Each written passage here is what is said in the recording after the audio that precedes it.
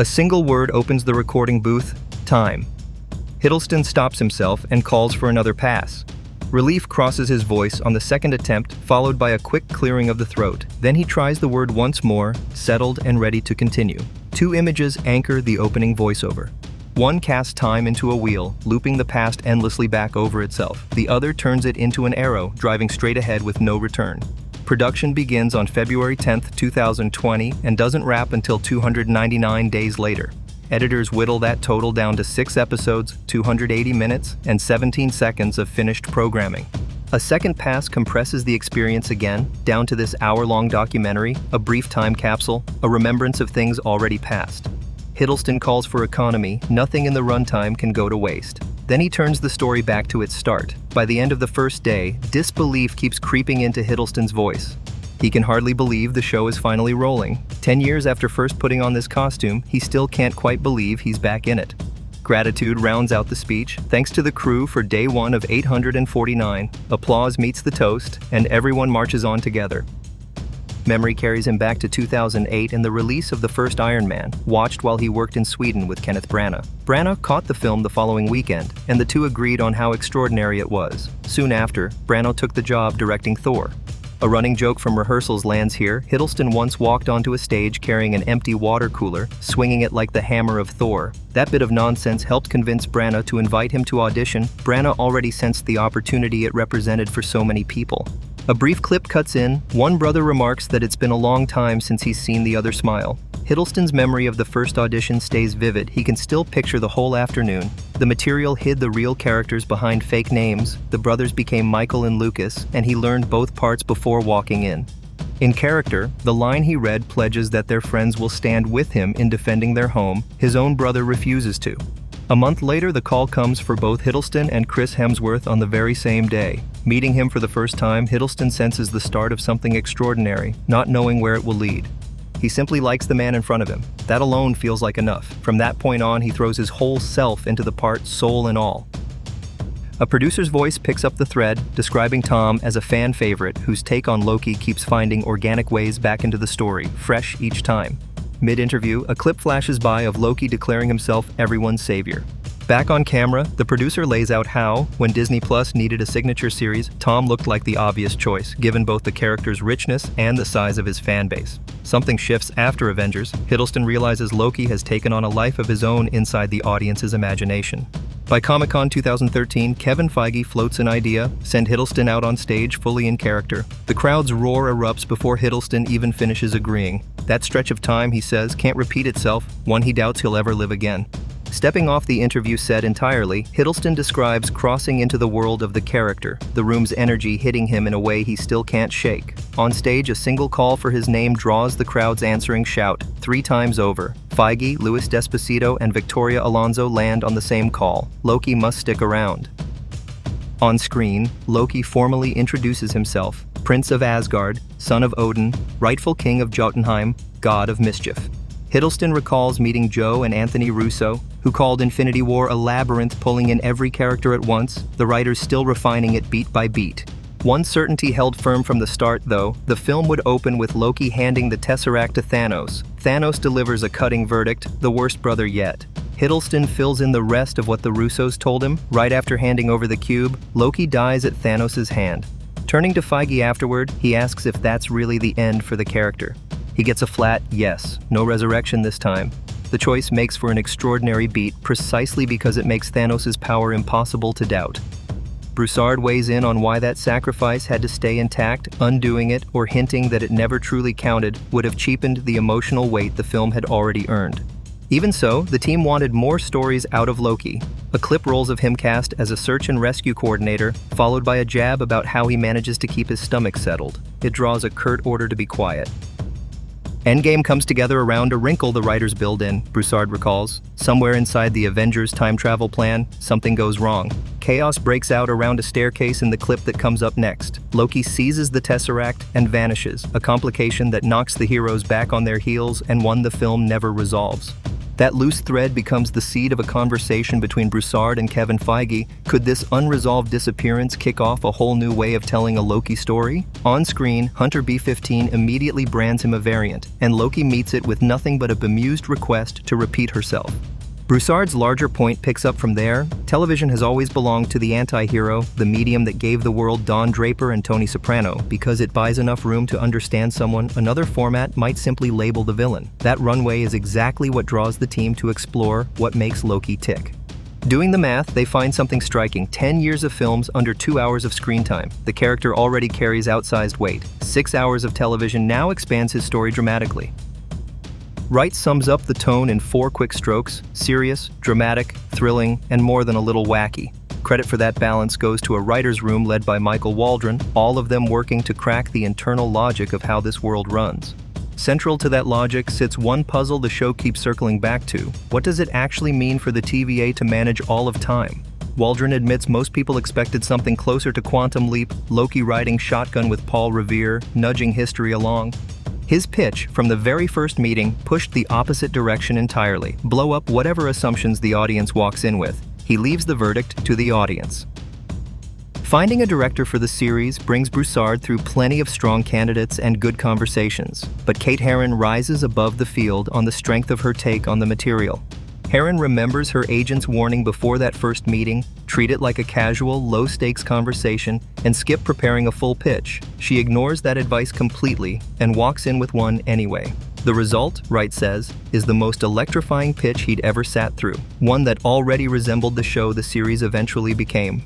Leaving that room, he recognized someone who understood the project's spirit and intended to push it even further rather than simply execute what already existed.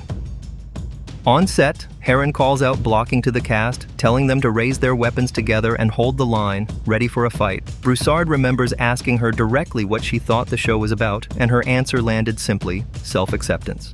At its center sits a character who has no idea how to change or grow, wrapped inside a story that's really about making peace with who you are. That single answer convinced Broussard she knew exactly what she was doing. Herron laughs off her own sincerity, dubbing herself a bit of a cheeseball for loving how the show leans into self-love and clawing past old demons.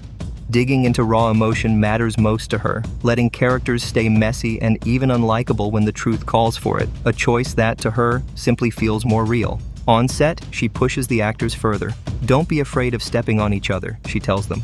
Wright closes the thought. Herron folds a lifetime of real experience straight into the show.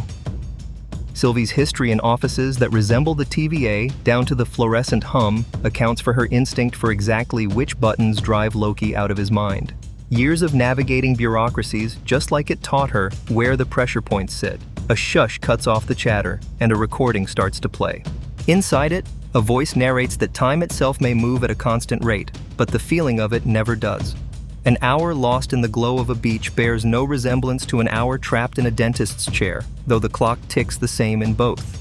A minute stays a minute regardless, the recording maintains, carrying everyone forward one stretch after another, whether they choose it or not. Loki keeps trying to talk over it. Twice, he gets a word out. The tape rolls straight through him, crediting the Time Variance Authority for keeping the world moving on schedule.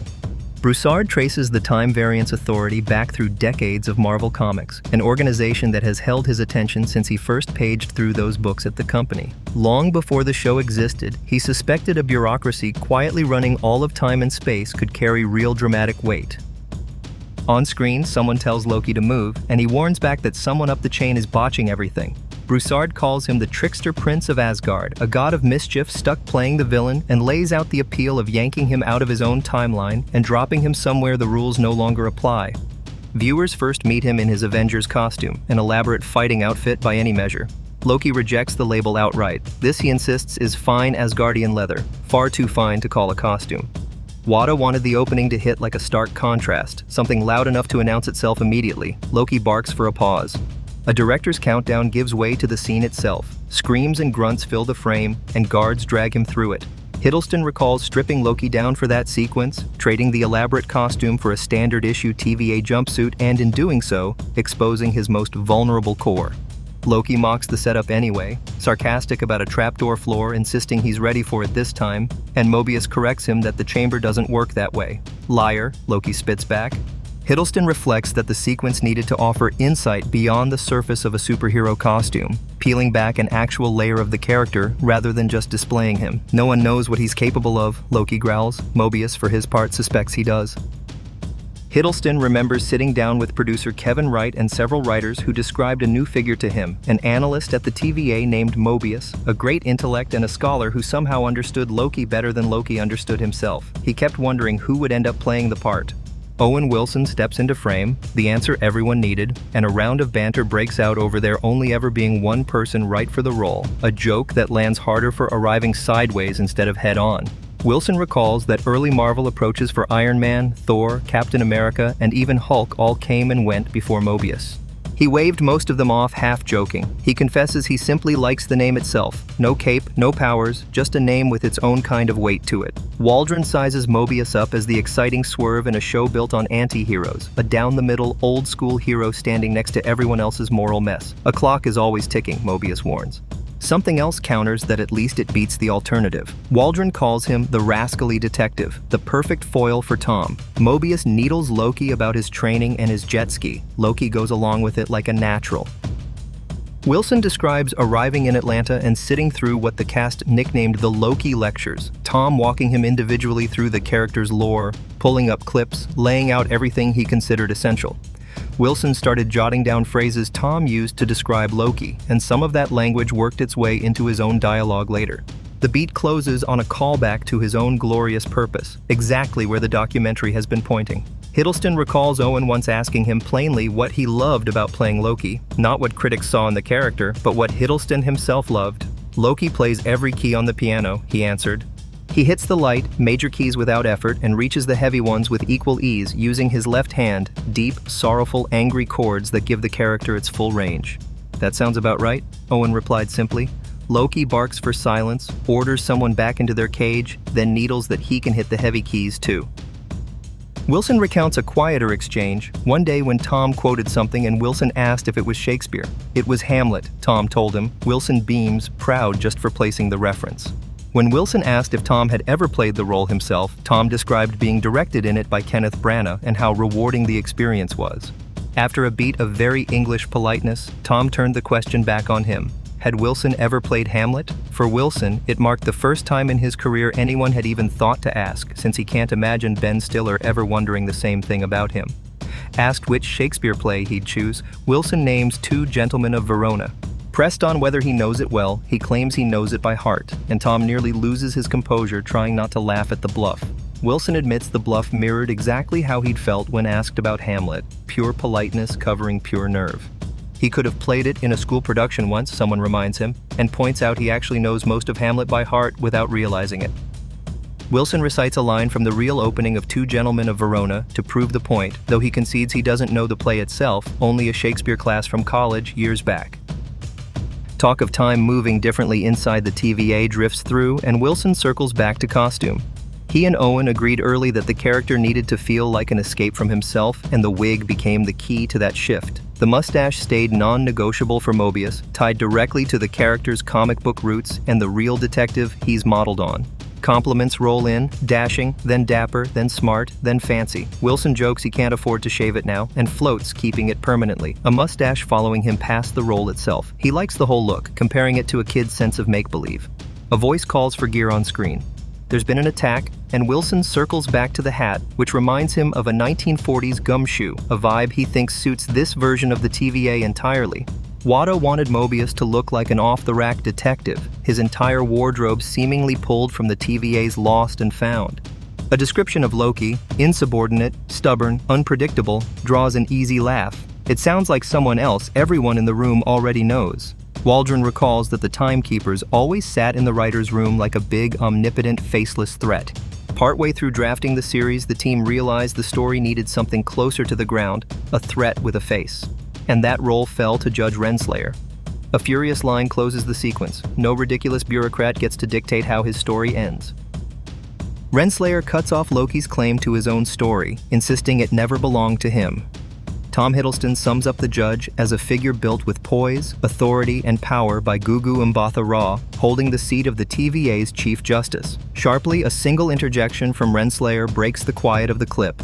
Gugu Mbatha-Raw recalls falling for the dimensions of Renslayer, a name comic readers already know but one no actor had brought to life before. Creating her from nothing carries its own thrill for the actress, rich with depth and layers written into the role. Power and respect define the judge, a woman who worked her way up the ranks. A line from the finished film interrupts the thought, a variant, spotted and named. Mbatha-Raw returns to the character's authority, calling it unlike anything she has played before. Renslayer poses a question about pruning the timeline. Her answer closes off any softer reading: chaos, death, nothing gentler. Mobius asks about free will. A scoff answers him before words do. Only one person keeps free will. Her answer cuts back: whoever sits in charge. Mbatha-Raw walks the space she calls her own office, Judge Renslayer's chambers, constructed as a genuine set. Behind her sit the timekeepers, and from that vantage the whole of the TVA opens into view. Power radiates off the room, softened by an unexpected mid-century warmth. Laughing, she admits how attached she's grown to the space. A shared instinct to build real sets drives the design team, according to Wright, who calls the TVA a world suited to something tactile and grounded. Coffee rings on desks and papers matter to that vision. The physical world, Wright argues, is the only way to earn that texture. Deadpan Mbatha-Raw pegs the room a killing me kind of space. Heron wanted the TVA to carry a big brother watchfulness, with the timekeepers' towering statues standing in for gods over the whole organization. A Mad Men aesthetic married that surveillance, appealing to her since audiences take the TVA for stylish and, on the surface, on the side of good. Mobius calls the space home. The exchange closes out on magic and its absence. Broussard names fun sci-fi bureaucracies the touchstones for the show: Defending Your Life, Beetlejuice, Terry Gilliam's Brazil. All of them models for an organization stuck in an analog past, full of paper and outdated machines. Despite that, the TVA somehow runs the whole of time. A film line floats whether this counts among the greatest powers in the universe. Autumn, the director of photography, earns credit from Broussard for painting the show with light, giving it a cinematic, moody cool. A chuckled aside about swinging for the fences punctuates the point. Kate's team built a genuinely unique world, according to the commentary that comes next, full of texture that shapes lighting and lens choices on set. The crew deliberately avoids sharpness. The image should feel like it could have been shot on 35mm film. Everyone on the crew agreed. Farahani calls the TVA radically different from anything else in the MCU, shaped by mid-century modernism and brutalism, with a strong current of Kafkaesque humor and bureaucratic chaos running through it. What comes next kills any wish for surprise. Accusations fly between two characters, one blaming the other for an interruption before the search for an escaped variant splits the group up. Circular architecture recurs throughout the TVA's design, Hiddleston observes, echoing how people conceive of time itself. Clocks, seasons, cycles, something that rolls forward rather than stops. A ticket line delivers the DMV joke running through the design of one set. Farahani frames it as one of the simplest builds and, at the same time, one of the most loved and funniest, meant to feel like an oppressive, compressed trash compactor box. The ceiling presses down, just 7 feet 6 inches separate floor from crown, 6 inches shy of a typical apartment, and the effect crushes the room's scale.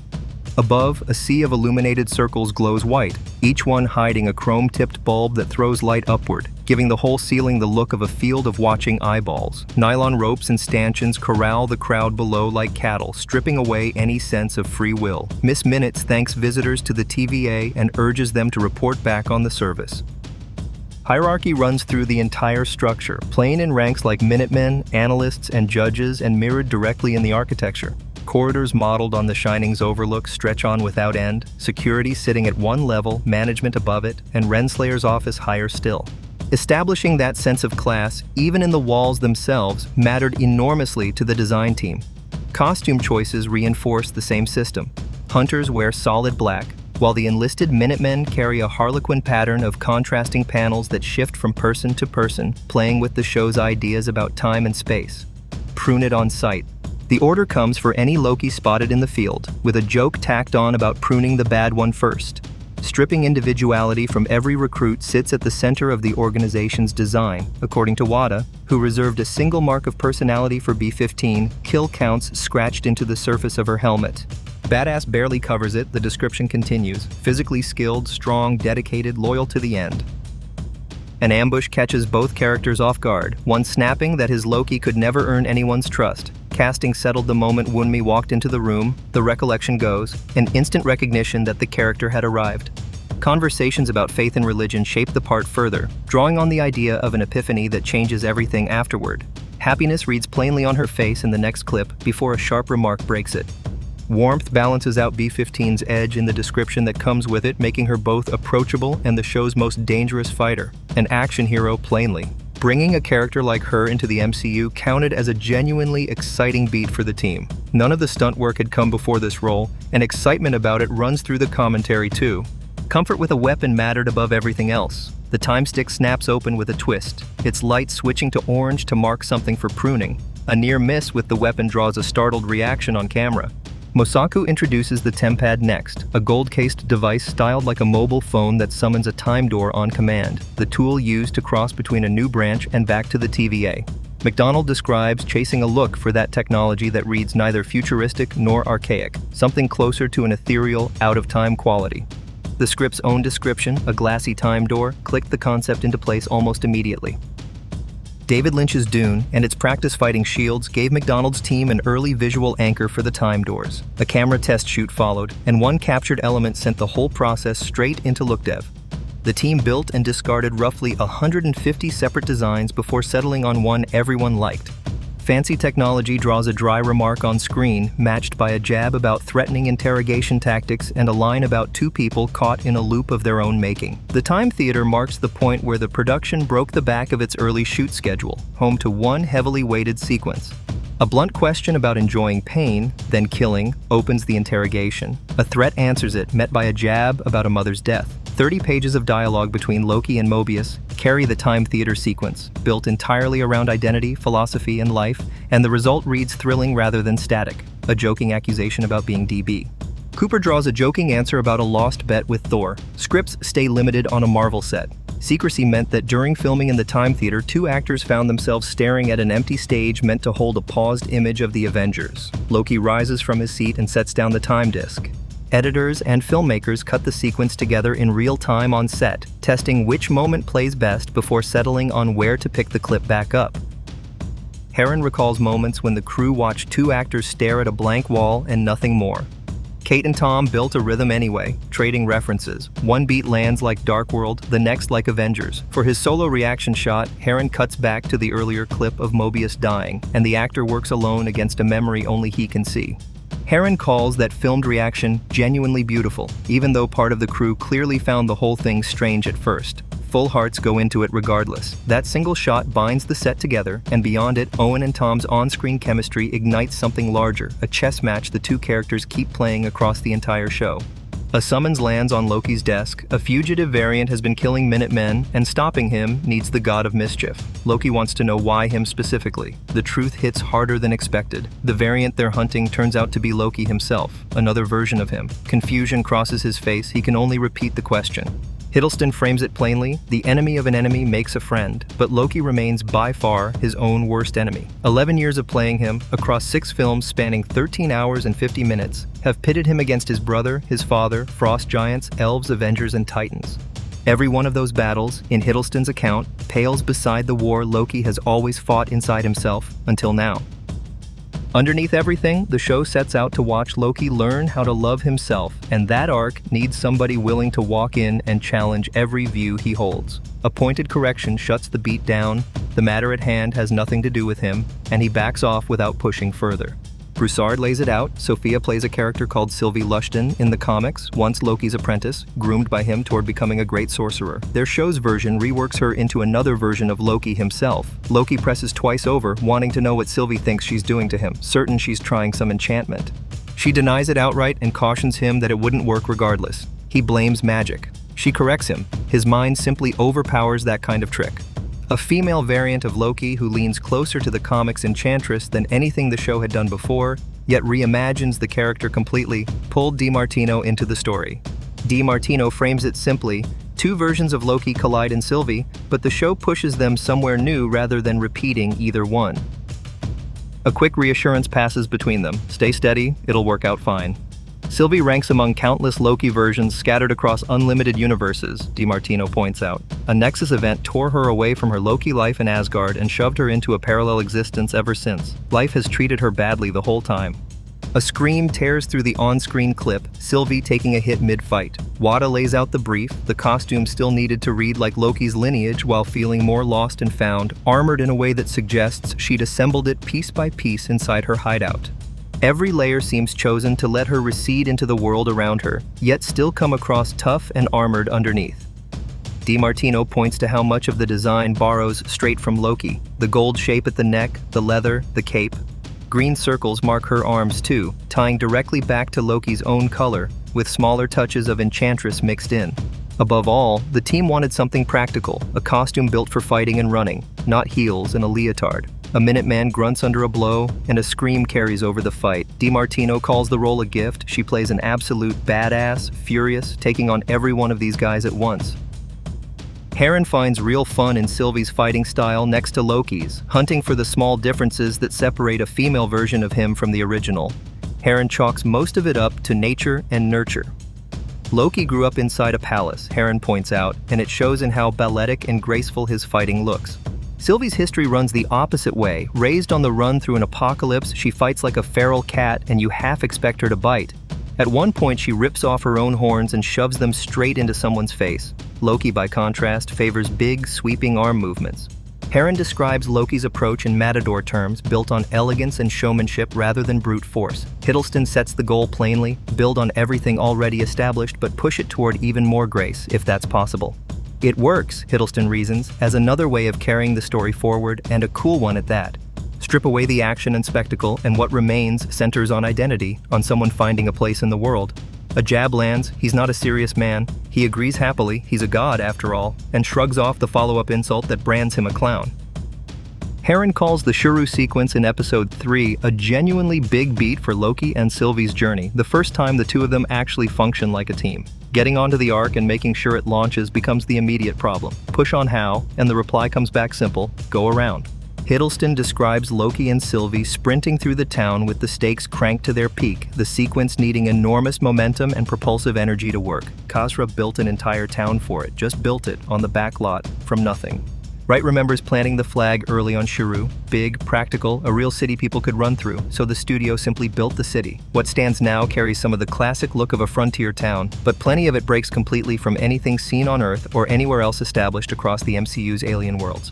Every sequence here plays out at night, and the finishes only make sense once the lights go down. Black light paint covers much of it, so daylight shows something quite different from the final look. Architecture itself turns into a light source thanks to elaborate painted patterns that react to light hitting them.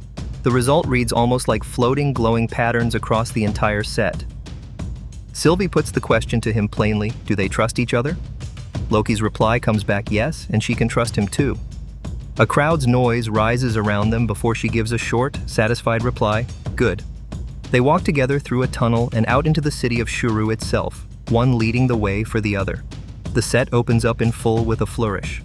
He calls it one of the most amazing sets he's ever worked on, built entirely on the back lot at the Atlanta studios and lit and painted to glow in the dark, something that just didn't exist before.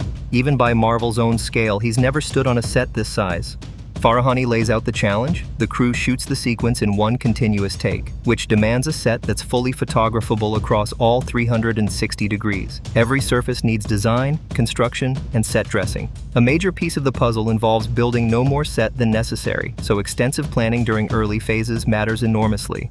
Kate works through previs and storyboards to pin down exactly how much space the sequence actually needs, keeping resources tightly used. Farahani and Kate had spent roughly a year on this before meeting in person and starting prep together in Los Angeles at Disney. Cuts do exist within the sequence, but the intent keeps the audience feeling like they're watching one continuous shot. Hidden stitches carry the film from one setup to the next, filmed in ways that erase the seams entirely. Hiddleston counts roughly 8 or 9 stitches woven into the owner. Coming through the tunnel, an enormous crowd fills the space behind him, and at the far end of the street, up against the night sky, sits the docking point for an ark that might depart for good. Meteors crash into the buildings around them, structures collapse, and the street turns to mayhem, people running and screaming toward the ark while guards try to hold them back. Pushing himself and Sophia, Loki and Sylvie, through all of it builds extraordinary driving momentum, and the sequence delivers its punch exactly when the two of them finally connect at the very end of the action. A single question hangs in the air: does carrying the Loki name doom you to lose? Loki's reply comes without hesitation: no. Loss remains possible, he grants, sometimes even painfully, but dying never does. Alyssa Karasik, one of the writers in the room, pushes a strong point of view. The season should run like a love story at its core. Her pitch lands immediately, and the room falls in behind it from day one. Not bad, someone grants. Falling for a version of yourself plays out like chaos wrapped in mischief, Karasik suggests, a bad idea Loki can't resist. Of course, he falls for himself, the joke practically writes itself, but the character still has to fight through his own demons and dig out whatever good survives in him before any redemption arrives. At its heart then, the arc runs on that love story. Timing never cooperates, nobody falls in love on schedule. Crater Lake becomes the place where the two characters finally close the distance, and something deeper than romance pushes through between them. Hiddleston frames it plainly: everyone struggles through life, but nobody manages it alone. Trust lightens whatever weight a person carries and warms the heart along with it. Between Loki and Sylvie, that same trust anchors the relationship. Each one slowly learns to care about the other. On screen, one character needles the other, calling him a staggering narcissist for falling for himself. The name Sylvie comes up, and curiosity about how to spell it trails close behind. Whether she's still alive turns into the next beat, drawing one clipped reply: only for now. A voiceover from the finished episode muses on love's trick on time. The instant a gaze first lands on someone, the mind, maybe the universe itself, seems to insist that first looks sear itself into memory. Ordinary things fade daily regardless. A password, a stranger's name. That failure to choose what stays exposes how fallible the human mind really is, or so the voiceover suggests. Distance plays the same trick. It goes on, the way objects in a mirror shrink with each passing day. Still, flashes of clarity keep arriving out of the ongoing march forward, each one quickly buried under fresh uncertainty, and whatever a person chooses right then can shape a life in ways nobody saw coming. On screen, a startled question cuts off whatever comes next, and a sharp gasp cuts through before any explanation lands. Sophia DiMartino walks through the beat. Sylvie finally makes it to the Timekeepers, only to end up trading blows with Renslayer instead. She calls it one of her favorite scenes to shoot, the kind where Sylvie clocks a real threat for the first time and has to recalibrate mid-fight. On screen, one line about finishing the job cuts through the noise just before the two actors grapple through the choreography. This marks the first time the show puts the two women properly in the same frame, and their styles clash on purpose. Renslayer's hunter pedigree, forged in military drill, shows in every clean, drilled movement, while Sylvie fights with a scrappier, streetwise edge. DiMartino describes a stunt and fight team that builds every exchange to serve the story rather than just look impressive. They block each beat fully, without any fighting first, then layer the choreography on top of what already works. Gugu Mbatha-Raw walks through a small adjustment to Renslayer's approach, a version that reads less aggressive but still pushes forward rather than retreating. A crew member praises the counterstep in the choreography, calling it one of the strongest beats in the sequence. Someone draws the comparison to musical theater. Characters break into song when words run out, and here, the fight serves that same function. When the dialogue stops working, the fists take over instead. For Mbatha-Raw, Renslayer's arc lands among the most fascinating to play, a character who starts with an almost rigid certainty about how the world works, only to watch that entire worldview collapse in front of her. On screen, Sylvie needles her about the TVA's betrayal and invites her out to talk it through, though the offer plays more like a taunt than an olive branch. Kate Herron recalls pitching the Void like a barren dumping ground, the place where the TVA discards everyone and everything it no longer wants. Shooting it turned oddly personal. Stuck on a gray, miserable stretch of countryside, she realized she had basically pitched England back at herself. Plenty of the cast and crew hail from Britain, and the joke lands easily on set. Everyone half-jokes about feeling right at home in the misery. Herron wanted the Void to read like an overgrown garden gone feral, littered with structures that make no sense together, a boat marooned on dry land among them. Deleted odds and ends from across time turn up throughout the set, tucked in like deliberate Easter eggs for anyone paying attention. Underneath the visual chaos, the place still needs to carry a real sadness, a sense that almost nothing here manages to stay properly alive. Hiddleston picks up the thread from the other side. A few things inside the Void have somehow learned to survive there, carving out something like a life in a place seemingly built to erase one. He offers, half-joking, to make the introductions himself. Richard E. Grant remembers the phone call vaguely. Someone wants him for the show, and he guesses out loud that it must add up to an older version of Torn. The truth lands gentler than that. The production has cast him in the role of classic Loki instead. His mind jumps straight to the green lycra bodysuit with the built-in muscles, and the production has to walk that fantasy back too. No muscles head his way. He plays up the disappointment, joking that a man born without any natural muscle definition of his own finally thought his moment had arrived, only to watch it slip away again. What he does keep spans everything else: the horns, the cape, the boots. Casting conversations trace back to the character's earliest planning stage, with countless alternate Lokis already stacking up. The obvious label, just another old version, never quite fit. In truth, only one actor ever came up in the room: Richard Grant.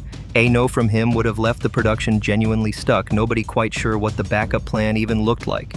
Even before he signed on, the concept art already wore his face, pure wish fulfillment sketch straight into the design. Someone jokes that he has to call it living the dream because the cameras keep rolling, and Grant plays along, repeating the line right back at them. Costume designer Wada credits the show's own sense of humor and the wider Marvel Universe's willingness to laugh at itself, with opening the door to inspiration from every possible direction. In her view, the costume for this version does half the acting on its own. Standing 6'6" already, the actor gains another 2 inches from the boots alone, pushing the silhouette towards 6'8" with the shoulders built out wide to match. On screen, a booming declaration of betrayal and new kingship punctuates the costume test, paired with a mock demand for his army and throne. Heron traces her favorite comic book detail straight into the show. Loki has cycled through wildly different identities across decades of comics, from an outright villain in the earliest issues to the much gentler Kid Loki later on, by way of stints playing a unicorn and at one point, an actual president. A quip about an identity crisis lands right on theme. Wright calls the process of inventing a whole crowd of variant Lokis both fun and genuinely strange. Wada remembers each variant earning its own nickname on set: Glam Shades Wolfie, built loosely on the image of a tribal shaman, and Pokey Loki, just another spin on imprisoned Loki. Bicycle Loki takes his name from actual bicycle handlebars worked into the costume, a detail creative enough that anyone could probably rebuild it at home. By every account, the variations never seem to run out. On screen, someone presses to know why there's an alligator in the room at all. Wright traces that entire character back to a single pitch. Michael Waldron invented Alligator Loki wholesale, right there in his very first meeting with the writers. Waldron owns the credit but tacks on a caveat. For every ridiculous idea of his that survives, the rest of the room talks down roughly 100 even worse ones. A growl on screen apparently doubles for the alligator calling someone a liar, according to Waldron's own translation. He recalls sending the VFX team a genuinely strange brief: build an alligator handsome enough to have beautiful eyes, a note that left even him wondering what kind of job he actually had. Loki meant constantly weighing real alligator physics against what the sequence actually needed, and picking him up turned into the trickiest example. Real alligator spines only bend one particular way, nothing like a cartoon prop.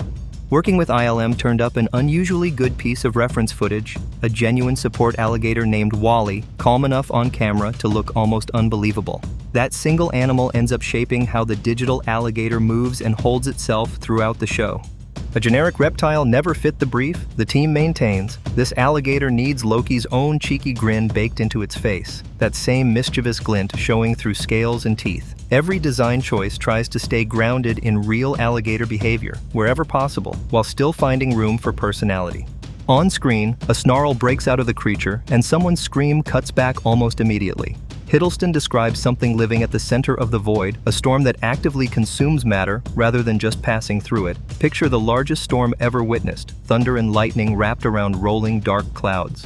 That storm carries a name of its own, Alioth. He names it, and a low rumble rolls through. Heron picks up the thread with a simple confession: she loves monster movies. A visual effects supervisor lays out the strategy for revealing Alioth, only glimpses and teases at first, with no full view of the creature until the climactic showdown. Jaws sets the model. Peeks at the shark come first, then the boat-bound finale finally shows it whole. Alioth grew out of nature itself, and nature, the supervisor notes, can turn terrifying without warning. McDonald breaks in on the pitch itself, stepping out to search for inspiration mid-meeting. A documentary on volcanic eruptions supplies the answer: pyroclastic flows, and inside them, thermal lightning almost too beautiful to look at. That research lands the job. Boots barely on the ground, McDonald's first move kicks off developing the creature's look, and the team assembles a short test animation showing Alioth exactly to the vision. In the clip, a voice goads its unseen prey to come closer. A second, sharper taunt pushes further into the dare. Heron frames Alioth in a single image. Even Kid Loki puts it plainly within the show, calling it a shark with everyone else trapped in its tank. nothing more to it. That predatory instinct drives the character's whole engine. Alioth exists purely to eat, and the TVA feeds that hunger by tossing in load after load of T-bone steaks. Hiddleston's narration opens with a nod to Dickens. The best of times, the worst of times, it doubles, unexpectedly, for the actual end of time. The finale caps a route that has already ping-ponged from New York to the Gobi Desert to the TVA to a Renaissance fair to Pompeii to Roxcart and beyond. After all the jumps across space and time, the two leads finally reach the end of that road trip. The road trip closes out. Getting out of the car and stretching their legs matters more here than looking back at the journey behind them. Compared to Marvel's usual formula, this ending plays like a refreshing swerve. This time, Loki leads no alien horde into battle and puts no knife in a loved one's back. A member of the creative team contrasts this season's ending with the Marvel formula. Usually, the third act delivers a massive battle, a spectacle built to overwhelm. Episode 5's confrontation with Alioth already fills that role. Episode 6 goes another way entirely. No battle, just a sit-down conversation that finally settles the questions the previous 6 hours have been piling up. Hiddleston's narration returns to trace the reveal. After a long journey, Sylvie and Loki uncover proof that the TVA operates under an architect's command. Beyond the void, beyond Alioth itself, a doorway opens onto a citadel at the very end of time. Empty rooms line the place, abandoned in every corner but one. A single window still holds a light. That light belongs to He Who Remains. Heron traces the citadel's look back to old Hollywood. The same faded grandeur found in Sunset Boulevard or Grey Gardens, houses too big for the loneliness inside them. Kasra's contribution sharpens the idea further, carving the structure from the rock of an asteroid, with gold veins running through black stone. Scale carries the point entirely. A structure this vast only deepens He Who Remains' isolation, a measure of how far he has gone to protect himself from himself. Wright names the Wizard of Oz the clearest touchstone, a figure looming over the story, the engine behind its central mystery, the search for the man behind the curtain. A stunned exclamation marks the beat on screen, and the curtain lifts. Nothing looks the same once it does. That kind of role makes the arrival of an actor like Jonathan Majors thrilling in itself, a chance to live inside the character fully. He appears for barely 30 minutes across the entire series, yet his presence sits in the DNA of the whole run. In character, He Who Remains waves away any explanation of his own power. The listener, he suggests, would need 1,000,000 years just to grasp it. Wright folds in Citizen Kane and Willy Wonka and the Chocolate Factory too, variations on the same wizard archetype, and a wizard who grows bored turns trickster soon enough. On screen, He Who Remains toys with an assistant over an exploding chair gag, then one-ups himself by proposing an exploding floor instead, the whim of someone who could do either without consequence.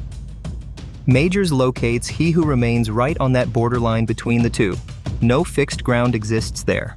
That uncertainty, Majors argues, explains just why the character reads as deeply unsettling. On screen, the character plays with scale itself, suggesting he's merely here with his visitor, before a low laugh undercuts the idea entirely. Everywhere at once, he corrects himself and means it literally. Majors credits the costume designer with building that sense of timelessness piece by piece, every element sourced from a different era entirely. The cape traces to the Victorian age, the shoes to Genghis Khan, the trousers to Mongolia.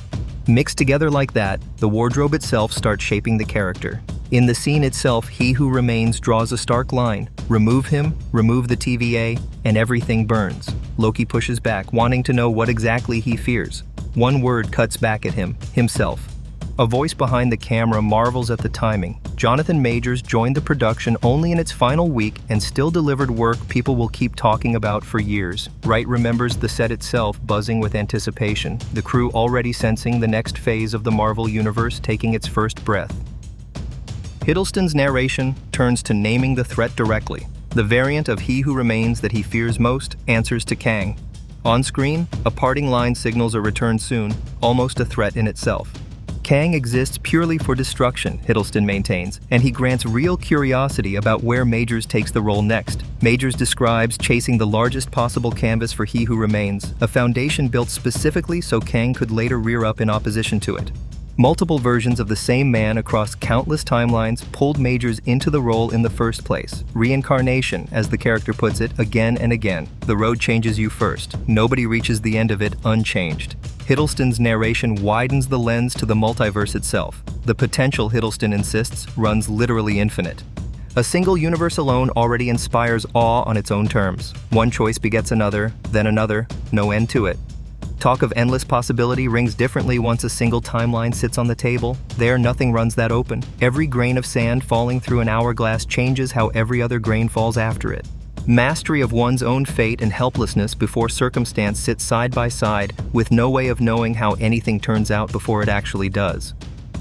Hiddleston credits the line to Shakespeare, by way of The Two Gentlemen of Verona, then immediately hedges, since it could just as easily trace to Lenny Kravitz. Nothing sits settled yet.